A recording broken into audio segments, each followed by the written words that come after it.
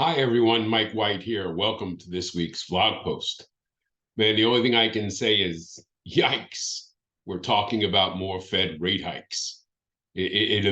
Continues to amaze me no matter how much, we talk about that and we have these conversations, but the Fed continues to look at old data and make decisions about Fed policy. And over again, we have seen where they're looking at this data that they rely on for these decisions. And we go back and it gets updated, it gets revised, it gets changed. They looking at things, from the past 3 months, 6 months, a year ago.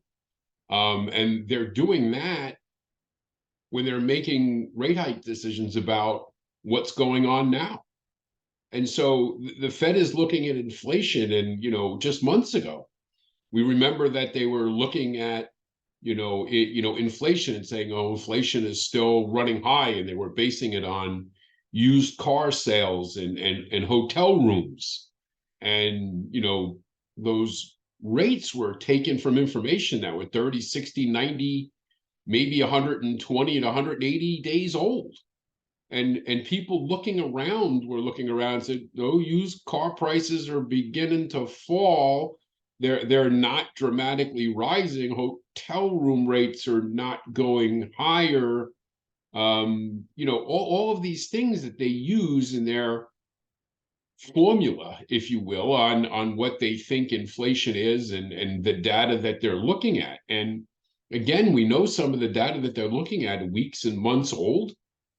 And then as we see, and we've seen it time and time again, that those numbers get revised. And so again, this week we have two Fed members out there speaking, and they're talking about the work isn't done. We got, inflation's still not at the 2% target, and we got to keep raising rates. And both Fed members, Bauman and Kashari, have called for further rate hikes.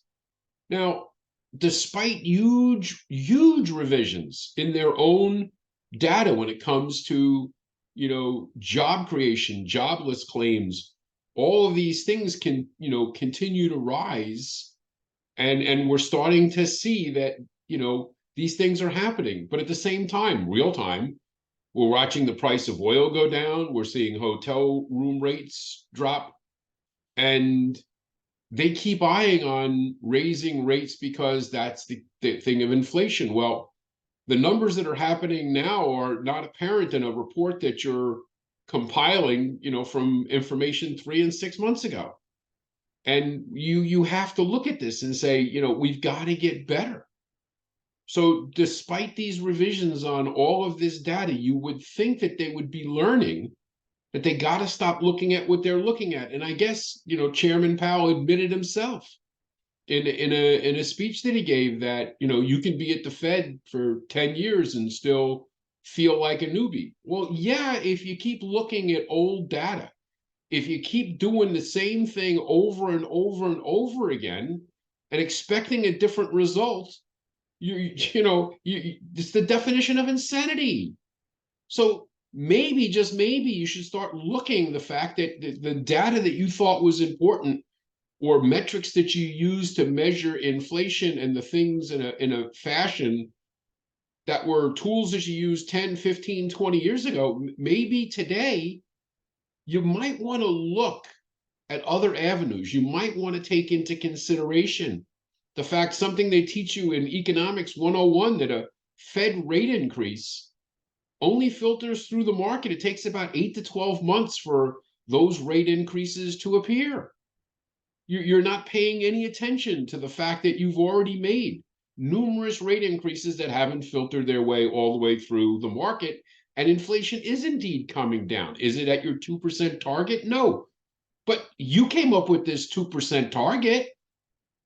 And what? You want to stop the economy? Well, why don't you raise rates to 20 and see what happens? Because the reality of it is rates are coming down. But we've got a lot of other things that that we're looking at that you're not paying attention to, because the Fed goes out there and again, they're citing Well, consumer is keeping the economy going. The economy is robust. The consumer is still spending money. Yeah, they're spending money. They're spending money at the cost of lower savings rates and higher credit card debt. And you know, all the propaganda about, well, nobody's going to get rid of a 3% mortgage. Well, guess what?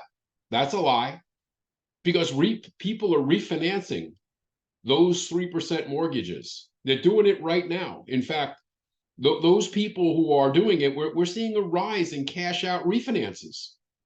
So why do you think people are getting rid of 3% mortgages for 7 and 8% mortgages on cash out refis? Well, because guess what? Their total monthly expenses go down when they pay off that credit card debt or the other debt that they have, that they've accumulated because their income is not keeping pace. That the system is busted. The pressure on wages now because of what the Fed has been doing. And let's not even get started with how they calculate the unemployment numbers, because that's all smoke and mirrors. The matrix they use, the algorithms, the seasonal adjustments, all hocus pocus. Let's be honest. But the reality of it is, you go to businesses, you go to companies, you see what's going on. You just have to talk to some executives and some of these places to understand that it's not what they think it is. And so, yeah, all of that said, we still saw an increase of about 3% in purchase loans week over week. So, and a lot of that has to do with the fact that there were people that my clients are telling me that, they were going to sit on the sidelines last, March, April, May, and they were waiting for the housing bubble. They were waiting for housing prices to come down. They were waiting for interest rates to come down. That's what they were waiting for in March and April. They sat on the sidelines and said, okay, I read online that, there's going to be a housing bubble and interest rates are going to come back down. So, we're going to put it off. Only to find out they heard, oh, interest rates came down. Well, yeah, they came down, a little bit last week and a little bit this week. And yeah, it's not as high as it was, a week ago. But when they're shocked at where they were in March and April to where they are today, and finding out that not only rates didn't go down, they've gone considerably higher. And oh, by the way, the price of that house you were looking to buy, that increased too. So we have to deal with some reality and understand that, there are consumers out there who are still buying houses and still realize the value of home ownership and locking in the price of that house and locking in their payment for now. Because for as many people who complained at 4 and 5 and 6% interest rates for buying a house, if you had 6% mortgage money right now, you'd have a line down the road of people trying to apply for that right now. That 5 and 6 and 7% interest rates look really good to people who are looking at 7.5 and higher. So just keep that in mind as you're going. It's never about what the rate is, to be honest with you. It's about what total monthly payments are.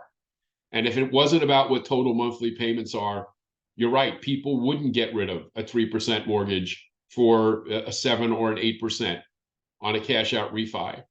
But it beats the hell out of 20% plus credit card rates and some of the other debt that they've accumulated, so their total monthly payments are lower.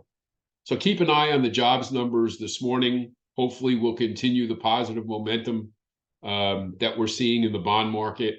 As always, questions or comments, it's Mike, improvemytom.com, and we'll talk to you again next week. Take care.